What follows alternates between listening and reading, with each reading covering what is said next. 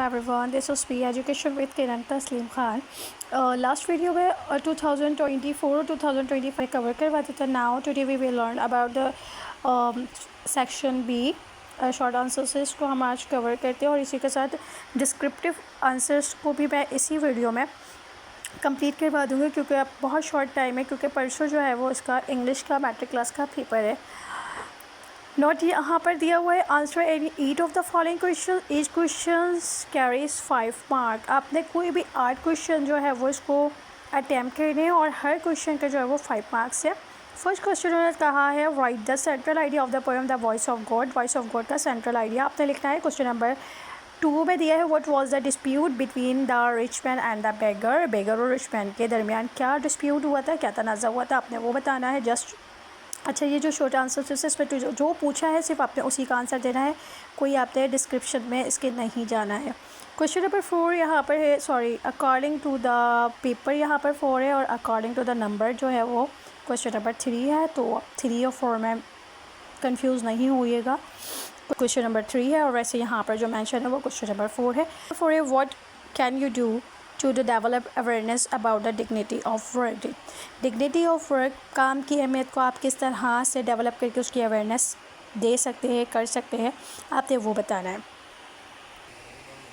Question number 5 है use the correct form of the past simple to fill in the blanks use to the word given below. Suitable जो है वो simple correct form आपने use करनी है past simple की, और यहाँ पर इन्होंने हमें दी हुई है eat, close, sell, belong, live, back, look और रन. क्वेश्चन फर्स्ट इन्होंने दिया है we dash delicious food at their house. तो यहाँ पर कोई भी सूटेबल वर्ड्स जो है वो यहाँ पर पुट करना है अकॉर्डिंग टू योर सेल्फ. इसको अच्छी तरह रीड आउट करेंगे, then we have to put the suitable words. B है यहाँ पे the guard dash and dash the gate before going to the bed. C है यहाँ पे the mouse dash under the cupboard. D है यहाँ पे the house in which we dash till last year to my uncle. E है यहाँ पे the parrots dash a lot of noise so we dash them. Question number 6 है यहाँ पे what lesson did King Bruce from what he saw. ठीक है, ये king Bruce chapter से आपका आंसर क्वेश्चन आया है, तो आप जिससे पढ़ा हुआ होगा, जिससे समझा हुआ होगा उसका आंसर दे सकता है. किंग ब्रूस को बताना है कि किंग ब्रूस ने क्या देखा था और उससे क्या सीखा था. क्वेश्चन नंबर 7 है do you think the social media is good thing और बैड थिंग. अच्छा, सोशल मीडिया वाला है वो रीजनिंग क्वेश्चन आया है, मीन्स कि वो आपसे पूछना चाह रहे हैं कि सोशल मीडिया जो है वो गुड है और बैड है, तो आपने वो बताना है. अगर गुड है तो आपने बता देना है गुड थिंग है सोशल मीडिया, और बैड है तो आपने बैड बतानी है. बट आपने यहाँ पर अगर गुड थिंग है तो आपने वहाँ पर उसका रीज़न भी बताना होगा, और अगर बैड थिंग है तो आपने वहाँ पर बैड थिंग क्यों है तो आपने उसका वहाँ पर रीज़न बताना होगा. ठीक है. क्वेश्चन नंबर 8 है find out the words which has the given meaning and fill in the blanks. या इन्होंने कहा है first the meaning of the dash is harmful. Harmful का कौन सा ऐसा वर्ड यूज़ करेंगे हम यहाँ पर जिसकी मीनिंग हार्मफुल होगी.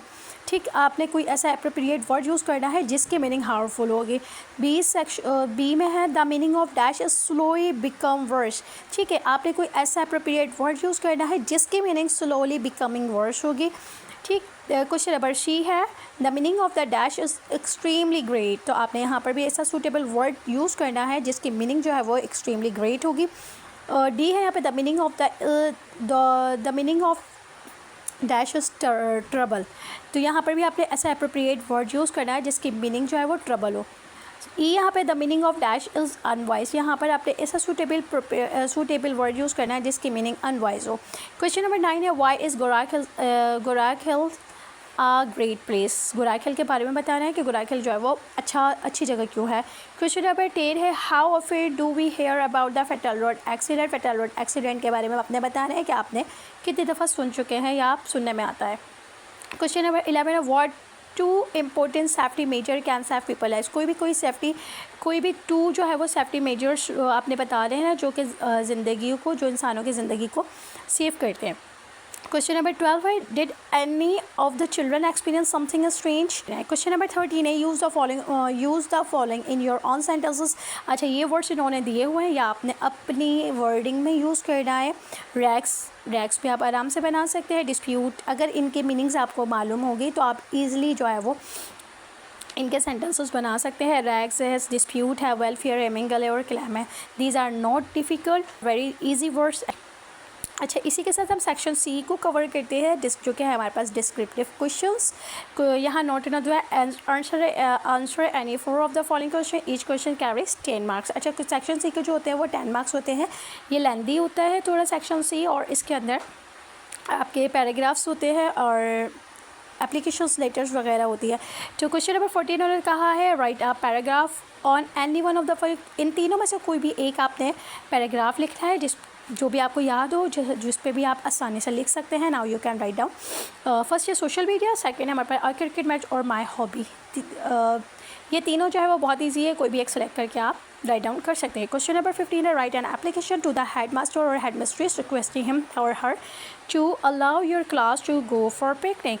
आपने अपनी प्रिंसिपल को, प्रिंसिपल जो है वो मेल और फीमेल जो भी हो, तो आपने वहाँ पर पिकनिक पे जाने की परमिशन लेनी है, तो उनको एप्लीकेशन लिखनी है। ये भी कोई मुश्किल नहीं है, बहुत आसान है। क्वेश्चन नंबर 16 है write a letter to the editor of the newspaper about the lack of the water supply in your area.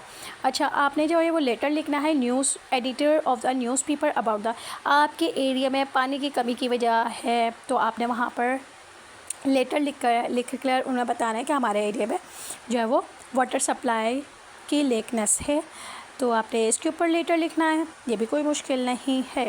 Question number 17 है write a summary on any one of the poem. कोई भी एक poem पे आपने summary लिखनी है। The voice of God, voice of God अगर किसी ने रीड आउट करी हुई है, अगर आप इसका पोएम पढ़ भी लेंगे, अगर चैप्टर्स आपने पढ़ भी लिया, तो आप अपने तो ऑन वर्डिंग में भी आप इनको राइट डाउन कर सकते हैं, बट याद कर लें तो ज़्यादा बेहतर है, क्योंकि उसमें वहाँ पर मिस्टेक्स के चांसेस कम होते हैं।